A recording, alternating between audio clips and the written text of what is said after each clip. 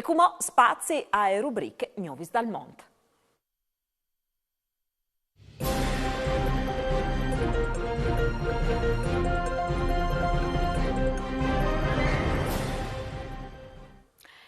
Puntate usnio dedicate al Fogolar Furlan di Londra che in grazie dal aiutori dalla televisione digitale Complitali non sa fa arrivare il filmato che Ostin par mostraus.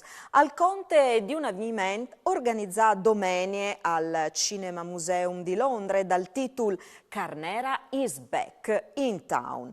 Sono stati proiettati due film e è stato organizzato un dibattimento sul campione Furlan primo Carnera.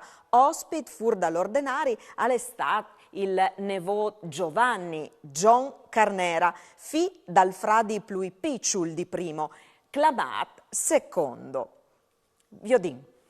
In occasione del 90° anniversario della nomina del pugile Primo Carnera a World Heavyweight Champion, il Fogolar Furlan di Londra ha organizzato un evento culturale al Museo del Cinema di Londra dove sono stati proiettati due suoi film. Siamo veramente bravi e contenti di sé che voi organizzare questo evento su Primo Carnera. Noi come associazione siamo a the news perché abbiamo cominciato le attività giusto un anno fa e siamo sempre fierti a tutte le persone che hanno di giuntarsi, soprattutto ovviamente Furlans, che sono stati fuori a Friuli, magari in zone Londra o comunque in Inghilterra. Siamo sempre fierti a chiappare con noi dentro di noi.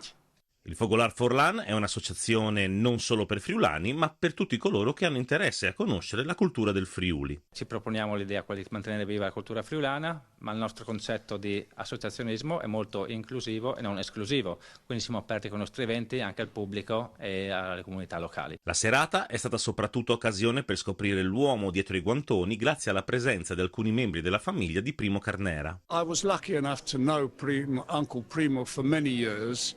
A lovely man who was taken advantage of in many ways. We used to have some great times with Uncle Primo, and it was very sad when he was terminally ill and he decided that he wanted to come back to Sequals. Sullo schermo l'amore per la box tramandata di padre in figlio attraverso le parole del pugile. And I've always heard about Primo. Primo has always been in our...